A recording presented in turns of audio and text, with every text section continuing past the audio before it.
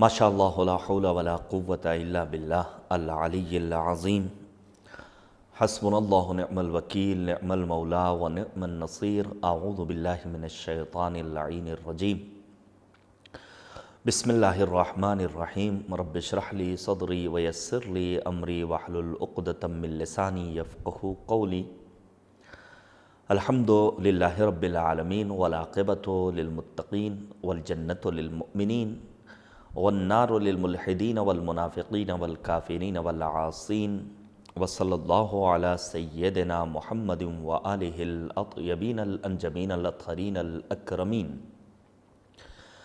المعصومین المظلومین المنتخبین المنتجبین الذین اذھب اللہ عنہم الرجس وطہرہم تطہیرا اللہم صل علی فاطمة وابیہا وبعلہا وبنیہا وسر المستودع فیہا بعدد ما احاط به علمک واللعنة الدائمة الباقیة علی اعدائہم اجمعین من الآن الى قیام یوم الدین آمین یا رب العالمین اما بعد فقد قال اللہ تبارک وتعالی فی القرآن الحکیم وہو اصدق الصادقین وقولہ الحق یا ایہا الذین آمنوا اتقوا اللہ وَكُونُوا مَعَ الصَّادِقِينَ۔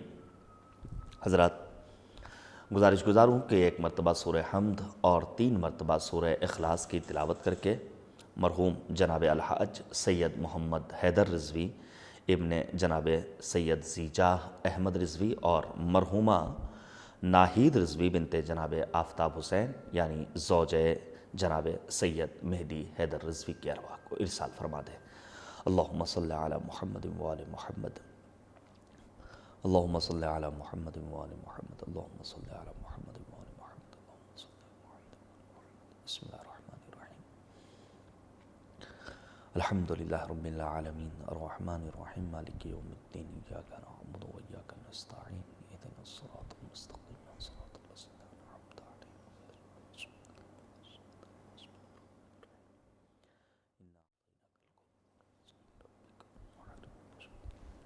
بسم اللہ الرحمن الرحیم قل هو اللہ احد اللہ الصمد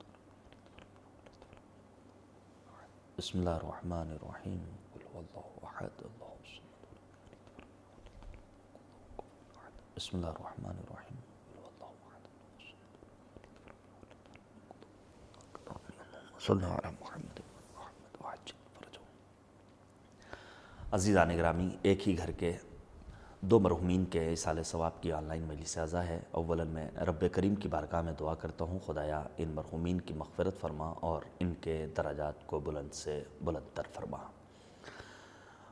یہ ایام جو منسوب ہیں اہل بیت اطہار بالخصوص سرکار سید الشہداء حضرت امام حسین علیہ السلام سے اور تاریخ آن پہنچی ہے سید الساجدین زین العابدین میر کاروان حسینی ذو الصفینات حضرت علی بن الحسین علیہ السلام کی شہادت کی۔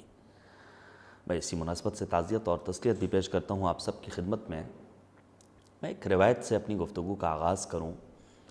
ان مجالس اعزا کی کیا اہمیت ہے اور ہم انشاءاللہ انہی مجالس کے سبب عند اللہ سرخرو بھی ہوں گے۔ نبی خاتم سید المرسلین حضرت محمد مصطفیٰ صلی اللہ علیہ وآلہ وسلم نے ارشاد فرمایا لا تزول قدم عبد حتی یسأل عن 4۔ روز قیامت ہر بندہ پروردگار سے 4 قسم کے سوال ہوں گے۔ عن عمرہ فیما افناہ، اس کے عمر کے سلسلے میں کہ اس عمر کو کہاں خرچ کیا۔ عن شبابہ فیما ابلاہ، اپنی جوانی میں تم نے کیا کیا۔ عن مالہ من این اکتسبہ وفیما انفقہ، مال کے بارے میں کہ تم نے کہاں سے حاصل کیا اور اسے کہاں خرچ کیا۔ عن حبنا اہل البیت، اور ہم اہل بیت اطہار کی محبت کے سلسلے میں ہر انسان سے سوال ہوگا۔ یقیناً ہر عزادار امام حسین عند اللہ جواب دے گا کہ ہم نے اپنی عمر عزاداری سید الشہداء میں بسر کی ہے۔ ہماری قوم کا جوان کہے گا کہ ہم نے اپنی جوانی کے ایام لبیک یا حسین جیسے پاکیزہ نعروں کو فضائے عالم میں گونجنے میں اہم کردار ادا کیا ہے۔ ہم نے سرکار سید الشہداء کے لیے نوحہ خوانی کی ہے، سینہ زنی کی ہے۔ ماتمی دستے اس بات کی گواہی دیتے ہیں۔ ہمارا مال ہماری اپنی محنت و مشقت کے ذریعے حاصل کیا ہوا جسے ہم خرچ کرتے ہیں عزاداری سید الشہداء حضرت امام حسین علیہ السلام پر۔ اور پھر اہل بیت اطہار کی محبت کے سلسلے میں جب پروردگار سوال کرے گا تو یقیناً ہم یہ جواب دیں گے کہ ہم ہی ہیں محب اہل بیت۔ البتہ میں عرض کر دوں صراحت کے ساتھ، محبت کے اپنے تقاضے ہوتے ہیں۔ سچا محب وہی ہوتا ہے جو اپنے محبوب کے اشارے پر رقص کرتا ہوا نظر آئے۔ یہی ہے حقیقت میں ولایت کے معنی۔ ولایت یعنی عاشق و معشوق اور محب اور محبوب کے درمیان فاصلے کا نہ پایا جانا۔ رب کریم ہماری عزاداری کو، ہماری مجالس کو، ہماری عبادت و بندگی کو اپنی بارگاہ میں شرف قبولیت مرحمت فرمائے، آمین بحق آل طٰہٰ و یاسین۔ چونکہ ایام سوگواری ہے، سرکار سید الشہداء ہیں، لہٰذا میں 6 مصرے آپ کے سامنے مسدس کا ایک بند پیش کروں کہ کربلا تیرا قصیدہ پڑھ رہی ہے ہر زباں، کربلا قبلہ نما ہے کارواں در کارواں۔ کربلا اس واسطے تو بن گئی، رشک جنا بن گیا تیری زمیں پر، شاہ والا کا مکاں کعبہ حق کے برابر ہو گیا رتبہ تیرا، اس لیے اچھا نظر آنے لگا چہرہ تیرا۔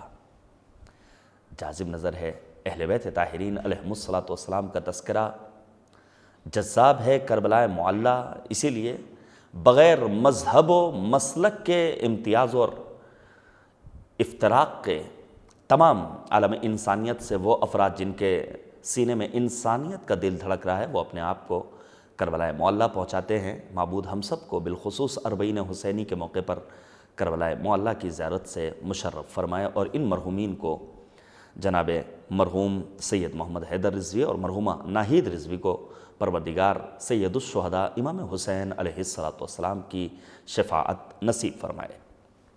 حسب عادت میں عرض کر دوں، قرآن مجید 14 صدیوں سے عالم انسانیت کے لیے چیلنج، رسول خاتم کو خطاب کر کے مالک نے آواز دی، قل اے میرے حبیب اعلان کر دیجئے، ان کنتم فی ریب مما نزلنا علی عبدنا فأتوا بسورۃ من مثلہ وادعوا شہداءکم من دون اللہ ان کنتم صادقین۔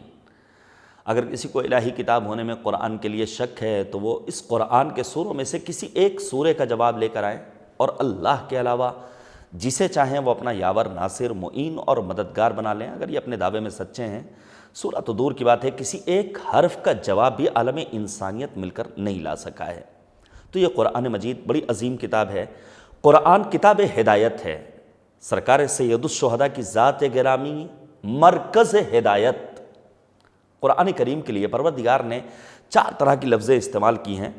قرآن مجید ھدی للناس، عام انسانیت کے لیے ہدایت ہے۔ ھدی للمتقین، قرآن ہدایت ہے صاحبان تقوی کے لیے۔ ھدی ورحمہ للمؤمنین، قرآن ہدایت ہے، رحمت ہے صاحبان ایمان کے لیے۔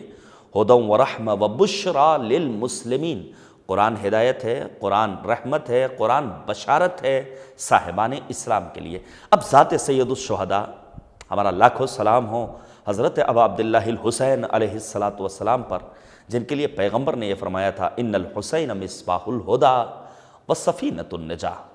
ہدایت کا چراغ ذات سرکار سید الشہداء حضرت امام حسین علیہ السلام۔ یہی تو وجہ ہے کہ ہم نے دیکھا ہے کہ سید الشہداء امام حسین تک جو پہنچ گیا وہ حر بن گیا۔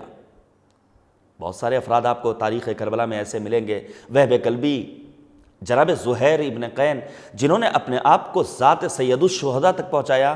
تو آج بھی شہداء کربلا کے ساتھ ساتھ ان عظیم شہداء کو امام معصوم کا تحفہ سلام پہنچ رہا ہے، ہمارا تحفہ سلام پہنچ رہا ہے، رضوان اللہ تعالی علیہم اجمعین۔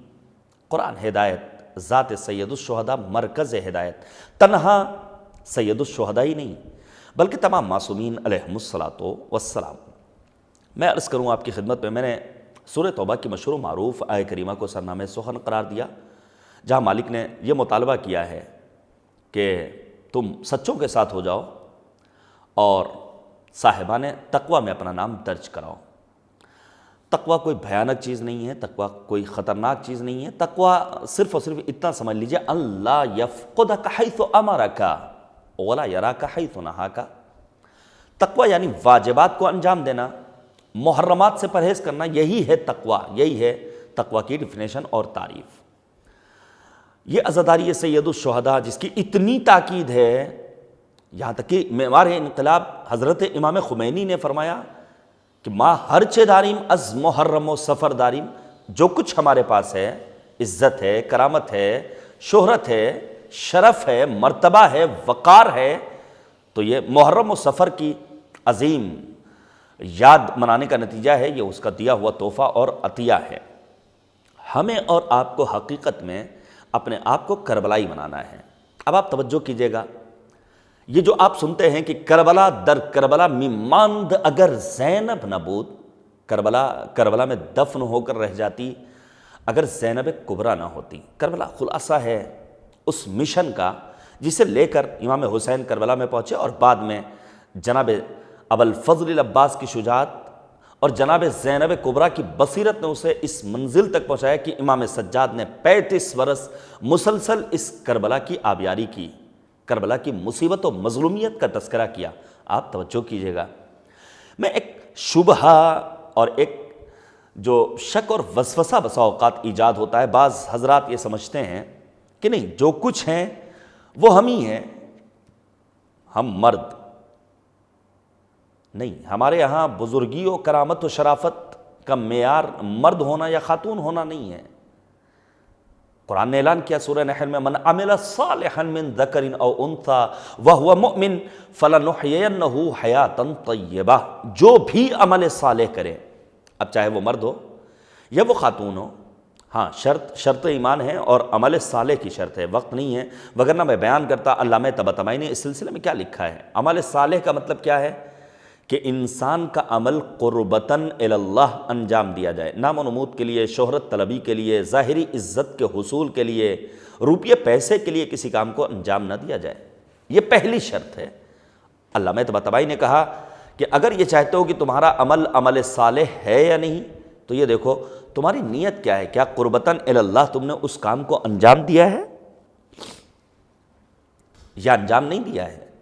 یہ علامہ طباطبائی نے لکھا ہے۔ ہر وہ عمل جو انسان کے مقام و مرتبے کو خدا کے نزدیک بلند و بالا بنا دے، وہی انسان کا عمل صالح کہلائے گا۔ آپ توجہ کیجئے گا، جناب زینب کبریٰ عقیلہ بنی ہاشم کہلائیں۔ کیوں؟ کبھی انسان نے سوچا کیوں عقیلہ؟ مرد تو اپنے آپ کو عقل مند سمجھتا ہے۔ توجہ کیجئے گا، میں سب سے پہلے یہ بات بیان کر دوں، جناب زینب کبریٰ کی عظمتوں کو تحفہ سلام روانہ کرتے ہوئے اور خواتین کی عظمتوں کو بیان کرنا چاہتا ہوں۔ کسی بھی انسان کی شناخت کے لیے 3 مراکز کو جاننا ضروری ہے۔ سب سے پہلے کس گھر گھرانے میں انسان نے آنکھ کھولی ہے، معلم کون ہے، وہ سماج اور معاشرہ کون سا ہے جہاں انسان زندگی بسر کر رہا ہے۔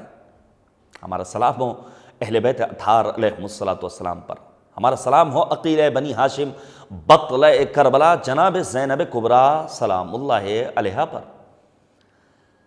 زینب نے کس گھر میں آنکھ کھولی ہے؟ مرکز نزول وحی الہی، خانہ عصمت و طہارت۔ ماں کون ہے؟ ام الائمہ، کف سید الاولیاء، شجنت المصطفیٰ، بذات و خاتم الانبیاء، صدیقہ طاہرہ، بی بی دو عالم، شہزادی کونین حضرت فاطمۃ الزہرا سلام اللہ علیہا۔ باپ کون ہیں؟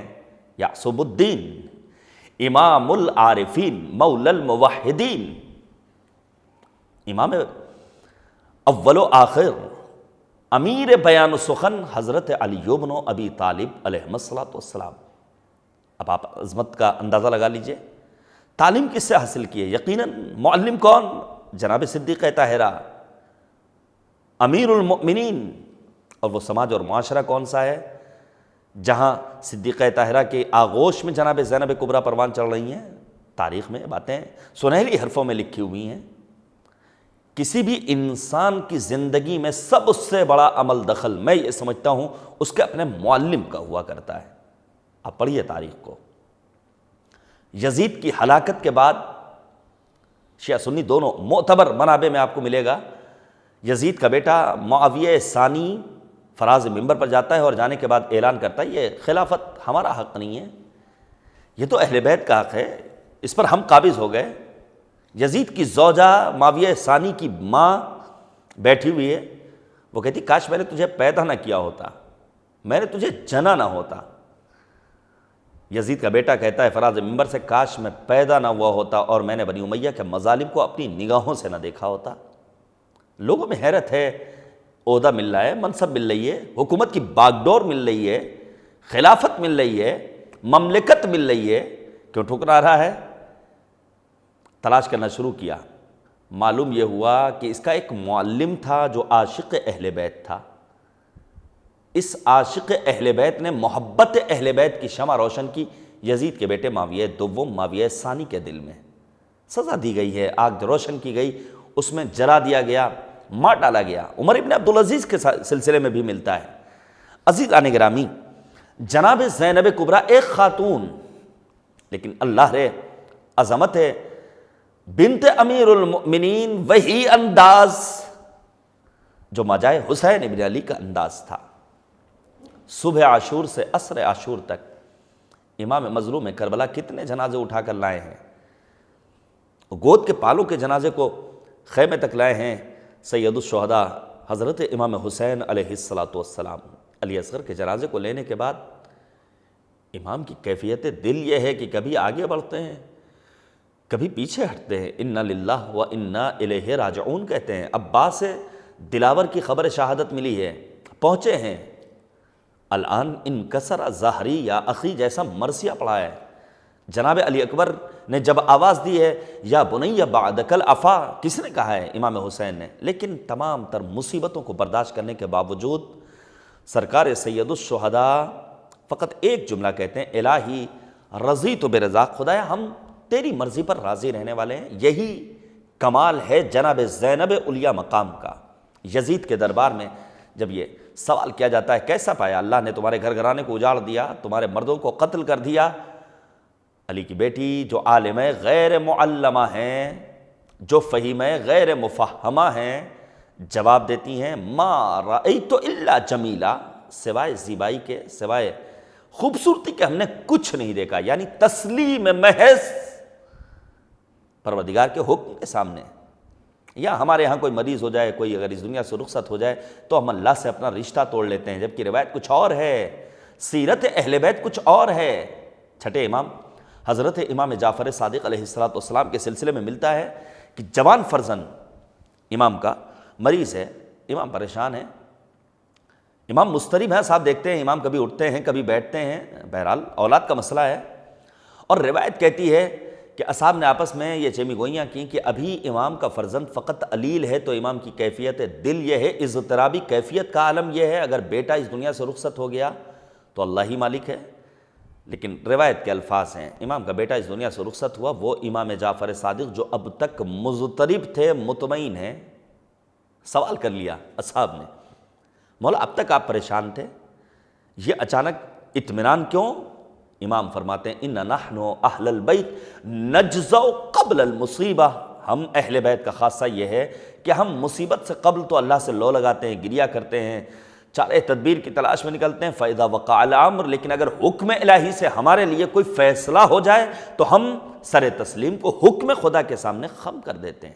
یہی کمال تھا جناب زینب کبریٰ کا۔ اب آپ توجہ کیجئے گا، کیوں کہا گیا قیلا جناب زینب کبریٰ کو؟ دیکھیے عقل مندی کا معیار ہمارے سماج میں کچھ اور ہے۔ ہمارے سماج میں عقل مندی کا معیار یہ ہے کہ انسان جھوٹ بول کر، سچ بول کر، فراڈ کر کے، دھوکہ دے کر، دوسروں کی زمین پر قبضہ کر کے اپنی پراپرٹی میں اضافہ کر لے، صبح میں خالی جیب نکلے، سر شام 1000-2000 اپنی جیب میں رکھ کے لے آئے، تو سماج یہ کہتا ہے، معاشرہ یہ کہتا ہے، اہل خانہ یہ کہتے ہیں بڑا تیز ہوش ہے۔ یہ عقل مندی کا معیار ہے۔ لیکن نبی اعظم کی احادیث میں عقل مندی کا معیار و ملاک کچھ اور ہے۔ ہمارے مذہب کی بنیاد عقل پر ہے، عقل کو حاکم ہونا چاہیے، لیکن ہمارے یہاں ہماری عقل محکوم ہے، ہمارے جذبات بسا اوقات حاکم ہو جاتے ہیں، جبکہ عزاداری میں بھی عقل کی حاکمیت شرط اولی ہے۔ یہ خود ایک مفصل الگ موضوع ہے، کاش کبھی توفیق دے اللہ تو میں آپ کے سامنے بیان کروں۔ پیغمبر نے اصحاب کے درمیان ایک سوال کیا، تم میں عقل مند ترین انسان کون ہے بتا سکتے ہو؟ سب نے یک زبان کہا اللہ اور اللہ کا رسول بہتر جانے۔ اس موقع پر پیغمبر نے فرمایا اکثرہم ذکرا للموت، وہ ہے عقل مند انسان جو اپنی موت کو زیادہ یاد کرے، واشدہم استعداد اللہ، اور اپنے آپ کو آمادہ کرے کس کے لیے؟ سفر موت کے لیے۔ سفر موت کے لیے زاد سفر کیا ہے؟ تقوی الہی، پارسائی، پرہیزگاری، خوف و خشیت خداوندی، اس کے سوا کچھ اور نہیں ہے۔ یہ ایک روایت۔ البتہ موت یاد کرنے کا مطلب یہ نہیں ہے کہ انسان اپنے آپ کو ابو العلاء معرہ بنا لے، دنیاوی زندگی سے مایوس ہو جائے۔ ابو العلاء معرہ زمانے جاہلیت کا شاعر یہ وصیت کرتا ہے جب میں مر جاؤں تو میری قبر پر ایک پتھر نصب کیا جائے جس کے اوپر لکھا ہو ہذہ جنایۃ ابی وما جنیت باحد، میرے باپ نے شادی کی، میں پیدا ہوا، نہ میں نے شادی کی، نہ میری کوئی اولاد ہے۔ یہ زندگی سے مایوس انسان ہے۔ بعض افراد ہوتے ہیں جو اس کووڈ کے دور میں زندگی میں واقعاً مصیبتوں کا سامنا کر رہے ہیں، حالات آپ کے پیش نظر ہیں، کاروبار حیات متاثر ہوا ہے، لوگوں کے روزگار ٹھپ ہوئے ہیں، نوکریاں گئی ہیں، سیلریز میں کٹوتیاں ہوئی ہیں، جوان بے روزگاری پر مجبور ہو کر زندگی بسر کر رہے ہیں۔ ہمیں خود سے تلاش کرنا ہوگا کوئی ایسا کام جس کے ذریعے ہم اپنے آپ کو قانع بنا سکیں۔ لیکن ان سخت حالات میں بھی، جب بے روزگاری ہے، جب پریشانی ہے، جب مصیبتیں ہیں، جب طرح طرح کی رکاوٹیں ہیں، ہمیں مایوس نہیں ہونا ہے۔ ہمیں مایوس ہو کر نہیں کہنا ہے ہم زندہ کیوں ہیں، مر جاتے چھٹی مل جاتی، نہیں۔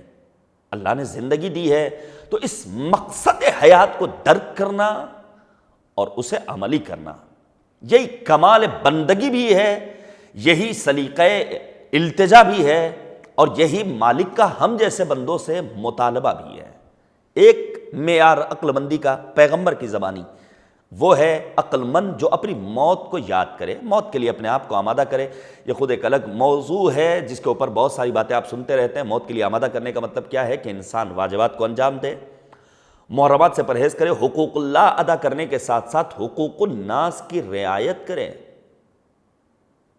بہت اہم موضوع ہے، بسا اوقات ہم اس جانب متوجہ نہیں ہوتے ہیں۔ بات آ گئی تو میں آپ کے سامنے بیان کر دوں، صرف ترجمے کی حد تک، مفہوم کی حد تک پیش کر رہا ہوں۔ چھٹے امام حضرت امام جعفر صادق علیہ السلام کے ایک صحابی ہیں جن کا نام ہے معلی ابن خنیس۔ جناب معلی ابن خنیس نے چھٹے امام سے، امام جعفر صادق علیہ السلام سے دریافت کیا، مولا ایک برادر مومن کا دوسرے برادر مومن پر حق کیا ہے؟ مولا نے کہا 7 حقوق ہیں جو واجب ہیں۔ کہا وہ کیا ہیں حقوق؟ امام صادق فرماتے ہیں میں تمہارا شفیق امام ہوں، مجھے ڈر اس بات کا ہے کہیں ایسا نہ ہو کہ تمہیں یہ حقوق معلوم ہو جائے لیکن تم اسے عملی جامہ نہ پہناؤ۔ کہا نہیں میں عملی کروں گا۔ معلی امام کے شاگرد رشید، صحابی خاص۔ اس موقع پر امام نے بیان فرمایا پہلا حق جو آسان ترین ہے وہ کیا ہے، جو اہم ترین ہے وہ کیا ہے کہ انسان جو اپنے لیے پسند کرے وہی اپنے برادر مومن کے لیے پسند کرے۔ انسان جو اپنے لیے ناپسند کرے وہی اپنے برادر مومن کے لیے ناپسند قرار دے۔ امیر المومنین کی وصیت بھی ہے سبط اکبر امام مجتبیٰ کے نام۔ بس اوقات آپ نے دیکھا ہوگا جب ہمارے یہاں فرش ازاں کا اہتمام ہوتا ہے تو ہماری دلی خواہش اور تمنا کیا ہوتی ہے، ہمارے محلے کے افراد، ہمارے اعزاء اقربا، عزاداران مظلوم کربلا ہمارے گھر میں فرش ازاں پر تشریف رکھیں۔ اب یہ آپ کو اگر محبوب ہے تو آپ اپنے برادر مومن کے لیے بھی تو یہی اپنے اندر جذبہ پیدا کیجئے کہ جب آپ اس کے گھر مجلس میں شرکت کے لیے جائیے تو گلی کوچے میں مت کھڑے ہوئیے، بلکہ اس کے ہاں فرش ازاں پر پہنچ جائیے تاکہ کچھ حاصل کر کے آپ کو مجلس سے اٹھنے کا موقع مل سکے۔ پہلی جو تاکید ہے امام صادق کی، جو اپنے لیے پسند کرو وہی اپنے برادر مومن کے لیے، جو اپنے لیے ناپسند قرار دو وہی اپنے برادر مومن کے لیے ناپسند قرار دو۔ دوسری چیز میں چند ایک کو پیش کرتا ہوں۔ امام فرماتے ہیں کہ ایسا نہ ہو کہ تم خود تو بھر پیٹ کھانا کھاؤ، تمہارا مومن بھائی بھوکا رہے، تم بہترین پانی پیو، فلٹر کا پانی، شفاف پانی، آب زلال، لیکن تمہارا بھائی پیاسا رہے، تم بہترین لباس پہنو اور تمہارے برادر مومن کے پاس پہننے کے لیے کپڑا نہ ہو۔ ہمیں اور آپ کو دیکھنا ہوگا حقوق اللہ ادا کرنے کے ساتھ ساتھ حقوق الناس کی رعایت کرنا اور حقوق الناس کی ادائیگی اتنا اہم سبجیکٹ ہے میرے عزیزوں کہ شب عاشور سرکار سید الشہداء اپنے اصحاب کے درمیان یہ خطبہ دیتے ہیں. مولا کہتے ہیں جس کی گردنوں پر حقوق ہیں دوسروں کے وہ چلا جائے. اگر کسی نے کسی سے قرض لیا جائے پہلے قرض ادا کرے تب ہمارے ساتھ جام شہادت نوش کرنے کا شرف حاصل کرے. نبی اعظم کی حدیث کو بیان کیا ہے, یہ ہے حقوق الناس کی رعایت. پھر امام کہتے ہیں اگر اللہ نے تمہیں نوکر چاکر عطا کیے ہیں تو تم پر, اور تمہارے بھائی کے پاس نہیں ہے تو تم اپنے نوکر کو بھیجو اس کے گھر. جانے کے بعد اس کے کپڑے دھوئے, اس کے لیے کھانا بنائے, اس کے بستر کو بچھائے. ایک برادر مومن کا دوسرے برادر مومن پر کیا حق ہے؟ اگر وہ مریض ہو تو اس کی عیادت کے لیے جانا چاہیے. اگر کوئی اس کے ہاں مر جائے تو اس کی تشییع جنازہ میں شرکت کرنا تمہارا فرض ہے. امام کہتے ہیں اگر وہ تمہیں آواز دے تو اس کی صدا پر لبیک کہنا یہ تمہارا فرض ہے. امام جعفر صادق علیہ السلام نے ان حقوق کو بیان کیا ہے. عزیزان گرامی, ہماری اور آپ کی ذمہ داریاں سنگین ہیں, تو موت کے لیے ہمیں اپنے آپ کو تیار کرنا ہے. تیار کرنے کا مطلب حقوق اللہ کی ادائیگی کے ساتھ ساتھ حقوق الناس کی رعایت. اور اسی حقوق الناس میں ایک مسئلہ اور آتا ہے, وہ ہے ایک مرد مومن کو توہین سے بچانا, اس کی عزت و آبرو کی پاسبانی کرنا. آج سوشل میڈیا پر جسے دیکھیے, میں عالم اور غیر عالم کی بات نہیں کر رہا ہوں, ایک بندہ مومن, نظریاتی اختلاف ایک الگ موضوع ہے, لیکن یہ کس نے آپ کو حق دیا ہے کہ آپ گالیاں بکیں؟ ہمیں حیرت ہوتی ہے اپنی قوم کے ان جوانوں پر جو ان باتوں کی جانب معمولاً توجہ نہیں دیتے ہیں. جبکہ ہمارے چوتھے امام جن کی شہادت کی تاریخ بیان پہنچی ہے, کیا فرماتے ہیں؟ الذنوب التی ترد الدعاء, وہ گناہ جن کے سبب انسان کے دعا خدا کی بارگاہ میں قبول نہیں ہوتی, ان میں کیا ہے؟ واستعمال البذاء والفحش فی القول, گفتگو میں بد زبانی, گویائی میں سلیقے کا نہ پایا جانا, گالی بکا جانا, انسان کی دعاؤں کو خدا کی بارگاہ میں نہیں پہنچنے دیتا ہے. ہم اور آپ اس جنت میں جانے کے مشتاق ہیں جس کے لیے مالک نے کہا لا یسمعون فیہا لغوا ولا تأثیما, جنت میں بیہودہ باتیں نہیں سنائی دیں گی.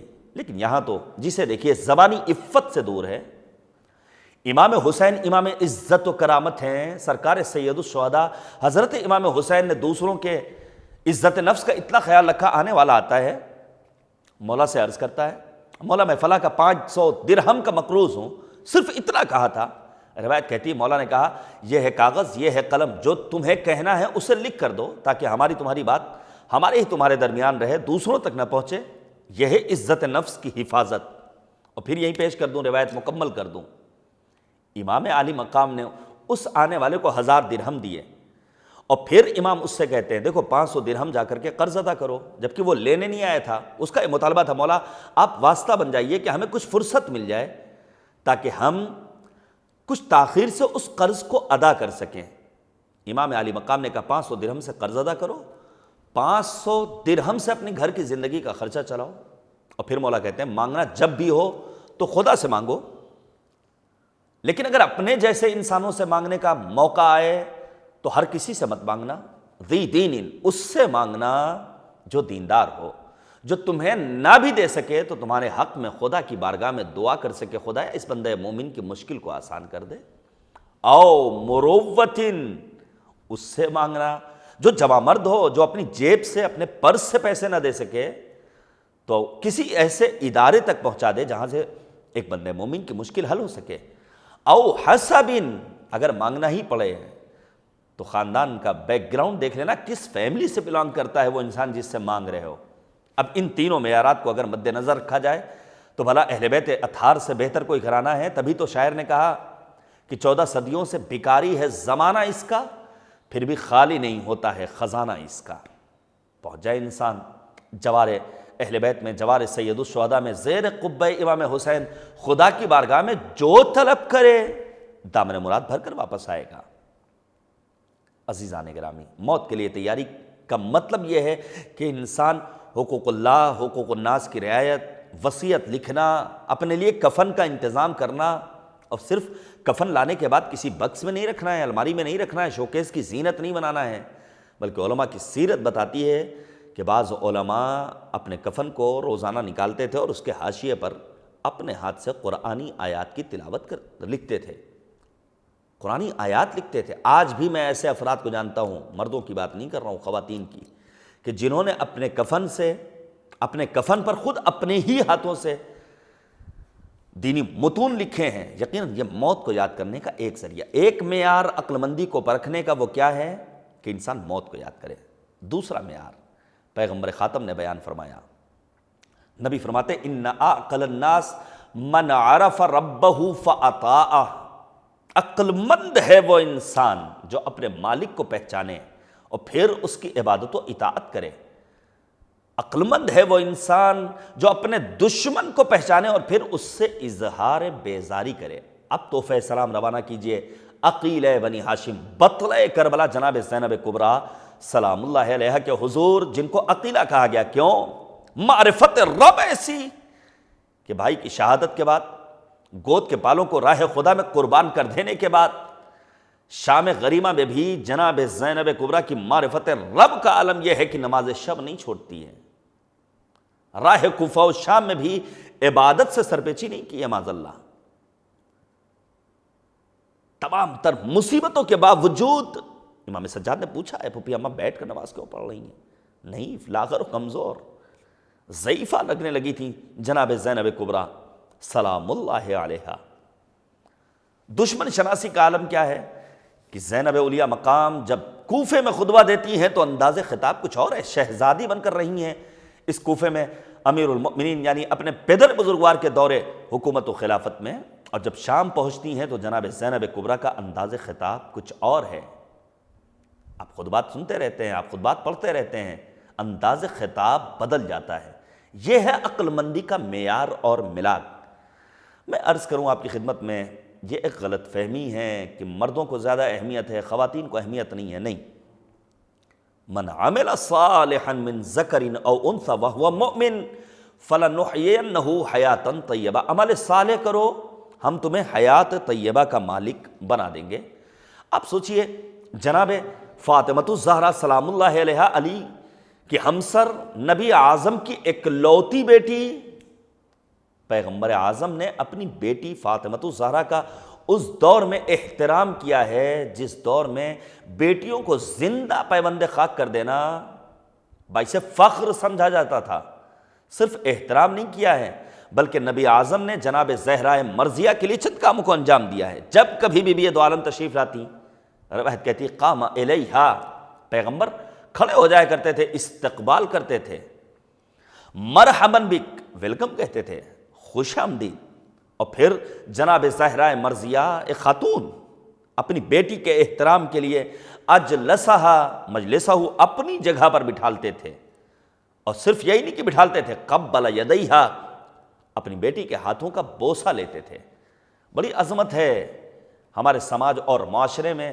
بھلے صنف نسواں کو بعض افراد غلط نگاہ سے دیکھتے ہوں، گری ہوئی نگاہ سے دیکھتے ہوں، لیکن اسلام تو بڑی تاکید کرتا ہے، یہاں تک کہ جناب ابراہیم خلیل خدا، جب پوچھا گیا کوئی آرزو کا، فقط ایک آرزو ہے، عمر کتنی ہو چکی ہے، پیری ہے، ضعیفی ہے، کہتے ہیں فقط ایک آرزو ہے۔ وہ آرزو کیا ہے کہ خدا ایک بیٹی کی دولت سے مالا مال کر دے، کیونکہ بیٹیاں باپ کے جنازے کی زینت ہوا کرتی ہیں۔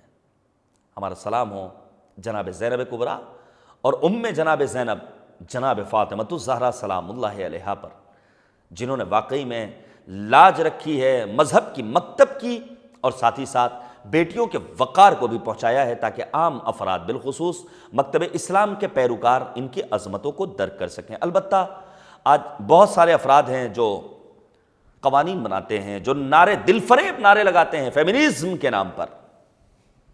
یہ ایک پیغام ہے خواتین کے لیے، للہ اگر آپ نے عزاداری کا اہتمام کیا ہے تو عزائے سید الشہداء میں کوئی ایسا کام نہیں ہونا چاہیے جہاں زہرا مرضیہ کی آمد ممکن نہ ہو سکے۔ بے حجابی، بد حجابی، بے حیائی، بے عفتی ممنوع ہے، کوئی اجازت نہیں ہے اس کی۔ عزاداری کے نام پر کنیزان جناب سیدہ نساء عالمیان بے حجاب مجالس اعظم میں شرکت کریں، مجھے نہیں سمجھ میں آتا کہ کس بارگاہ میں وہ قبول ہوں گی مجلسیں۔ ملأ عام میں لاؤڈ اسپیکر پر مجلسیں ہوں؟ نہیں معلوم۔ فلسفہ کیا ہے؟ جبکہ مراجع اعظام سے اس سلسلے میں استفتاءات کیے گئے، مسائل موجود ہیں، آپ خود زحمت کیجئے اور جا کر کے آپ ویب سائٹ پہ چیک کیجئے، چاہے مرجع علی قدر جناب آیت اللہ العظمیٰ سید علی حسینی سیستانی داماد اللہ الوارف کا مسئلہ ہو، چاہے رہبر معظم انقلاب کا یا دیگر مراجع اعظام کا۔ ہماری اپنی ذمہ داریاں بہت سنگین ہیں، میں آپ کے سامنے پیش کر دوں۔ مؤسس حوزہ علمیہ قوم جناب آیت اللہ حائری یزدی رضوان اللہ تعالیٰ علیہ کا وہ جملہ جس میں انہوں نے کہا تھا عزاداری ایک مستحب عمل ہے جس کے دامن میں سینکڑوں واجبات پوشیدہ ہیں، حجاب بھی ہے، عفت بھی ہے، حیا بھی ہے، پاک دامنی بھی ہے، عبادت بھی ہے، نماز بھی ہے، بندگی بھی ہے، خمس کی ادائیگی بھی ہے۔ یہ غلط فہمی نہ پیدا ہو کہ بغیر خمس کے اگر ہم نے مجلس اعضاء میں تبرک تقسیم کر دیا تو امام حسین علیہ السلام اس مجلس اعضاء سے راضی و خوشنود ہوں گے، نہیں۔ میں اسی لیے آپ کے سامنے پیش کر دوں جناب عشرت لکھنوی کے یہ اشعار کہ اللہ اور رسول کا فرمان ہے نماز، پاکیزگی نفس کی پہچان ہے نماز، قرآن کا کھلا ہوا اعلان ہے نماز، انسان کے جسد کے لیے جان ہے نماز، دنیا کے ہر گناہ سے سب کو بچاتی ہے، یہ وہ نماز ہے جو خدا سے ملاتی ہے۔ پھر وہ کہتے ہیں شیعہ اگر ہو تم تو عمل شاندار ہو، دنیا نہ یہ کہے کہ فقط سوگوار ہو، مسجد بھی خوش ہو اور عزا بھی نثار ہو، فرش عزا پہ عابد شب زندہ دار ہو، ماتم کے ساتھ ساتھ نمازیں ادا کرو، سرور کا غم ملا ہے تو شکر خدا کرو۔ یہ ہے میراث، یہ ہے عزاداری کی قبولیت کا وہ زمینہ جس کی ذمہ داری خود اہل بیت اطہار نے لی ہے۔ یقیناً ہم اگر اپنے فرائض اور واجبات کو انجام دیں گے، آپ کو معلوم ہے پہنچا ہے گروہ امام رضا غریب کے پاس ملاقات کے لیے، مولا نے ملنے سے منع کیا ہے، اور جب اصرار بڑھا تو مولا نے کہا تمہیں معلوم ہے کیوں نہیں مل رہے تھے؟ کیونکہ تم واجبات کو انجام دینے میں سستی برتتے تھے۔ لہٰذا میں گزارش کروں گا ان ایام غم میں بالخصوص اور سال بھر بالعموم واجبات دینیا کی رعایت یہ ہمارا فریضہ ہے۔ میں آپ کے سامنے پیش کروں مثلاً ایک روایت ہے ثلاث من رزقہن کان کاملا، تین چیزیں اگر کسی کے پاس ہیں تو وہ ہے ایک کامل انسان کامل۔ آپ کتاب پڑھیے، معمار انقلاب نے بھی لکھا ہے اور دیگر افراد کی بھی اس سلسلے میں کتاب آغا جوادی عاملی کی کتاب زن در آئینہ جلال و جمال اردو میں ترجمہ ہو چکا ہے، آپ پڑھیں دیکھیں ایک خاتون کو کس قدر کی نگاہ سے دیکھا ہے مذہب اسلام نے، قرآن کریم نے، اہل بیت طاہرین نے، ہمارے علماء نے۔ یہ اسلامی انقلاب جو اتنا بڑا کامیاب ہوا ہے، 1000 سالہ شہنشاہی نظام نیست و نابود ہوا ہے، یہ صدقہ ہے ماؤں کی قربانیوں کا، صنف نسواں سے تعلق ہے۔ حدیث میں ہے کہ جن کے پاس تین چیزیں ہوں وہی ہے انسان کامل۔ پہلی چیز العقل، جس کے پاس عقل ہے۔ جناب بلقیس کو اللہ نے عقل کی دولت سے نوازا تھا۔ جب جناب بلقیس نے اپنے سپاہیوں سے کہا کہ جناب سلیمان کی جانب سے بار بار توحید پرستی کا پیغام آ رہا ہے، کہا حملہ کر دیا جائے، کہا ایسے نہیں، عقل کو استعمال کیا، کہا سوغات بھیجیں گے، تحفہ بھیجیں گے، ہدیہ بھیجیں گے۔ اب سوچیں ملکہ سبا کا ہدیہ چھوٹا سا گفٹ نہیں ہوگا، بڑا سا گفٹ پیک۔ اور فلسفہ کیا تھا؟ اگر سلیمان نے قبول کر لیا تو اس کا مطلب یہ ہے کہ سلیمان ہمارے ہی جیسے ہیں، لیکن جناب سلیمان نے قبول نہیں کیا، عقل کو استعمال کیا۔ ملکہ سبا خود جناب بلقیس اور ان کے تمام چاہنے والے زیر پرچم توحید آ جاتے ہیں۔ پہلی چیز وہ ہے عقل۔ دوسری چیز الجمال، جمال و خوبصورتی۔ جناب یوسف خوبصورت تھے، جناب سارہ کو پروردگار نے حسن دیا تھا۔ جناب خدیجہ الکبریٰ کے لیے ملتا ہے کہ حسین ترین خاتون تھی جناب خدیجہ الکبریٰ ام المؤمنین سلام اللہ علیہا۔ البتہ میں عرض کر دوں آج بہت سارے لوگ ظاہری بیوٹی پر دم دیتے ہیں، بیوٹی پارلرز میں وقت ضائع کرتے ہیں، جبکہ یہاں پر جمال سے مراد کیا ہے کہ انسان کے دل میں نور ایمان بھرا ہوا ہو، بلال حبشی کی طرح، جون شہید کی طرح، علامہ زقزاقی کی طرح، لاکھوں نائجیرین شیعہ جوانوں کو مجھ ناچیز کا آپ سب کا تحفہ سلام پہنچے جو بظاہر سیاہ پوست ہیں، لیکن ان کے رگوپے میں حسینیت ہے، وہ لبیک یا حسین کے نعرے جب صدق دل سے لگاتے ہیں تو قابل شنید ہوا کرتا ہے۔ پھر کہتے ہیں والفصاحہ، تیسری چیز وہ ہے فصاحت۔ اب آپ سلام کیجئے جناب زینب کبریٰ کی فصاحت و بلاغت پر کہ جب خطبہ دیتی ہیں تو لکھنے والے نے لکھا ہے کأن علی یتکلم، ایسا محسوس ہو رہا تھا کہ جیسے علی بول رہے ہوں۔ یہی تو کمال ہے اس گھرانے کا۔ باپ اگر شب ہجرت بستر نبوت پر سوئے تو دنیا سمجھے نبی آرام کر رہے ہیں، اور بیٹی بازار و دربار میں اگر خطبہ دے تو دنیا سمجھے کہ علی جیسا باپ خطبہ دے رہا ہے۔ یہ فصاحت و بلاغت ہے۔ بس ایک روایت اور آپ کے سامنے پیش کروں تاکہ خواتین احساس کمتری کا شکار بھی نہ ہوں اور اپنے دینی حصار میں رہ کر کے اپنی زندگی کو آگے بڑھائیں۔ میں پھر کہوں گا، میں بچیوں کی تعلیم کا مخالف نہیں ہوں، البتہ تعلیم کے اپنے تقاضے ہیں۔ حجاب واجب ہے تو واجب ہے، جاب مسئلہ نہیں ہے، لیکن اگر اس جاب کے نتیجے میں بے حیائی پھیل رہی ہے، بے غیرتی عام ہو رہی ہے، گھر گھرانے کا شیرازہ منتشر ہو رہا ہے تو مذہب اجازت نہیں دیتا ہے۔ صرف ایک روایت، جناب جعفر ابن ابی طالب حبشہ گئے ہیں اور خود ان کے ساتھ جناب اسماء بنت امیس ہیں، ان کی زوجہ۔ جب یہ حبشے سے واپس آئے ہیں ایک عرصے کے بعد تو خواتین نے اپنے حصار میں لیا اور کہا جا کر کے پیغمبر سے سوال کیجئے، اے اسماء سوال کیجئے کہ ان النساء لفی خیبہ و خسارہ، خواتین تو گھاٹے میں ہیں، لأنہن لا یذکرن کما یذکر الرجال، کیونکہ قرآن میں ان کا ویسے تذکرہ نہیں ہے جیسے خواتین کا تذکرہ ہے۔ توجہ کیا آپ نے؟ یا ایھا الذین آمنوا، مذکر کی ضمیر استعمال ہوئی ہے، جہاں بھی پروردگار نے اطیعوا اللہ، مذکر کی ضمیر، خواتین کو اپنا مورد خطاب قرار نہیں دیا ہے۔ جناب اسماء آتی ہیں نبی اعظم کے پاس، اب آپ توجہ کیجئے گا، اور کہتی ہیں کہ قرآن میں اقم الصلاۃ کا لفظ ہے، مذکر کی ضمیر ہے، اسلموا کا لفظ ہے، مذکر کی ضمیر ہے، آمنوا کا لفظ ہے، مذکر کی ضمیر ہے، خواتین کو قرآن نے یاد نہیں کیا ہے۔ اس موقع پر روایت کہتی ہے نبی اعظم نے جب یہ سوال سنا ہے تو سب سے پہلے جناب اسماء کا شکریہ ادا کیا ہے۔ یعنی سوال سننے کے بعد گھبرانا نہیں چاہیے، البتہ سوال تک والا ہو، بے تکے سوالات نہ ہوں، امتحان لینے کے لیے جو سوالات کیے جاتے ہیں۔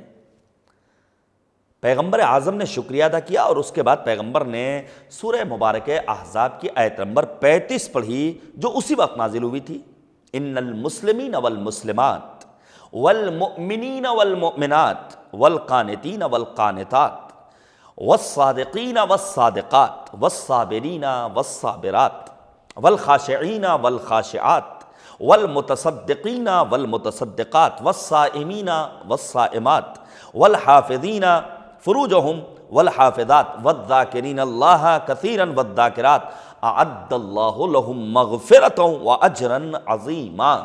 پروردگار نے چند چیزوں کا تذکرہ کیا ہے یہاں پر، جس طرح مالک نے مسلمان مردوں کا تذکرہ کیا، مسلمان خواتین کا بھی تذکرہ کیا ہے، مومن مردوں کا تذکرہ کیا، مومن خواتین کا بھی تذکرہ کیا ہے، روزے دار مردوں کا تذکرہ کیا تو روزے دار خواتین کا تذکرہ کیا ہے، با حیا و با عفت مردوں کا تذکرہ کیا تو با عفت خواتین کا تذکرہ کیا ہے، صبر کرنے والے مردوں کا تذکرہ ہے تو صبر کرنے والی خواتین کا تذکرہ کیا ہے، خشیت رکھنے والے مردوں کا تذکرہ کیا تو خشیت رکھنے والی خواتین کا تذکرہ کیا ہے۔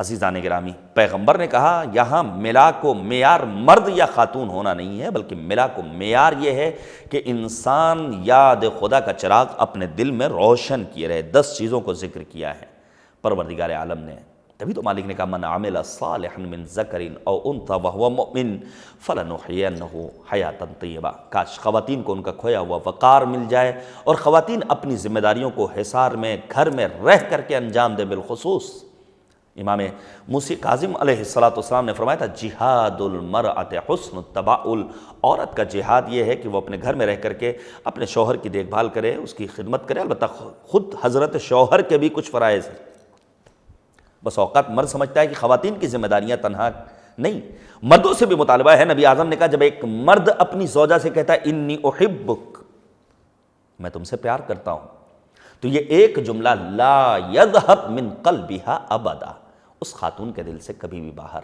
نہیں نکلتا ہے۔ آئیے رب کریم کی بارگاہ میں دعا کریں، خدایا ہمیں قرآن فہمی کا شعور نصیب فرما۔ اے کریم پروردگار، ہم جب تک زندہ رہیں قرآن و اہل بیت سے وابستگی رہے، اور آخرت میں اہل بیت طاہرین علیہم الصلاۃ کی شفاعت ہمیں نصیب فرما۔ دعا کی قبولیت کے لیے ایک صلوات پڑھتے ہیں بر محمد و آل محمد، اللہم صلی علی محمد و آل محمد وعجل فرجہم۔ چند جملے میں مصائب کے پیش کروں، ایک بار پھر سے میں تعزیت اور تسلیت پیش کرتا ہوں۔ میں نے مرحوم کے سلسلے میں مجلس اعزا سے خطاب کیا تھا، آن لائن اہل بیت نیٹ ورک نے اسے نشر کیا تھا، اور یہ بھی مجلس اہل بیت نیٹ ورک کے ذریعے ہی آپ تک پہنچ رہی ہے۔ مرحومہ ناہید رضوی کا انتقال کب ہوا مجھے اس کی اطلاع نہیں ہے، لیکن میں ان کے خانوادے کی خدمت میں بھی تعزیت اور تسلیت پیش کرتا ہوں۔ ایام سوگواری ہیں۔ ہمارے چوتھے امام حضرت امام زین العابدین علیہ السلام نے 35 برس مسلسل مرثیہ بھی پڑھا ہے، مصائب بھی پڑھا ہے، مظلومیت پدر بزرگوار کو یاد کر کے امام نے گریہ بھی کیا ہے۔ یہی تو کہتے تھے امام سجاد، میں اس کا بیٹا ہوں جسے 3 شب و روز کا بھوکا پیاسا میدان کربلا میں ذبح کر دیا گیا۔ امام سجاد نے مستقل مرثیہ پڑھا ہے۔ میں جانا نہیں چاہتا ہوں اس وادی کی طرف۔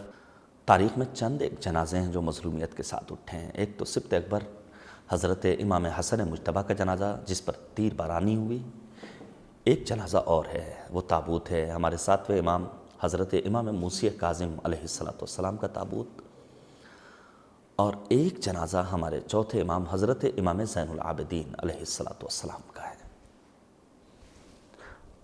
بعد شہادت امام حسین یہی امام سجاد ہیں، ہاتھوں میں ہتھکڑیاں، پیروں میں بیڑیاں، گلے میں طوق خاردار، کمر میں لنگر، اور جب یہ قافلہ مدینے پہنچا ہے اور اعزا نے گلے لگانا چاہے تو اپنے سے دور کیا ہے امام سجاد نے، زخم ہو گیا تھا بدن پر، اور کیوں نہ ہوتا۔ 2 جملے آپ کے سامنے پیش کر دوں۔ امام سجاد نے اپنے کنبے کو اپنی نگاہوں کے سامنے قربان ہوتا ہوا دیکھا ہے۔ آپ کو یاد ہوگا وہ منظر روز عاشور جب خیمے کا پردہ ہٹایا ہے جناب زینب کبریٰ نے، اس موقع پر امام سجاد نے یہی تو کہا تھا، السلام علیکہ یا ابا عبداللہ، پھوپھی اماں میں یتیم ہو گیا، آپ بن بھائی کے ہو گئیں۔ یہ ایک منظر جسے امام سجاد نے روز عاشور میدان کربلا میں دیکھا۔ ایک منظر اور، وہ منظر ہے اپنی 4 سال کی کم سن بہن جناب سکینہ سلام اللہ علیہا کے جنازے کو اپنے ہاتھ میں لے کر کے پہنچے ہیں زندان شام کے گوشے میں۔ ایک بھائی کے لیے بڑا دشوار اور سخت مرحلہ ہے۔ ایک آخری منزل جب حکم رہائی ملا ہے اور جناب زینب کبریٰ نے کہا سواریوں کا انتظام کیا جائے، اور پھر جناب زینب نے امام سجاد سے کہا ان سے کہو اجعلوها سودا حتی یعلم الناس نحن فی عزاء اولاد الزہراء، ان سے کہو اس کے کپڑوں کا لباس کا رنگ تبدیل کر کے سیاہ کرے تاکہ لوگوں کو معلوم ہو ہم اولاد زہرا کے عزادار ہیں۔ بیویاں سوار ہو گئیں لیکن جناب رباب نظر نہیں آتی ہیں۔ بس آخری منزل ہے، ایک جملہ اور سن لیجئے، رباب نظر نہیں آتی ہیں۔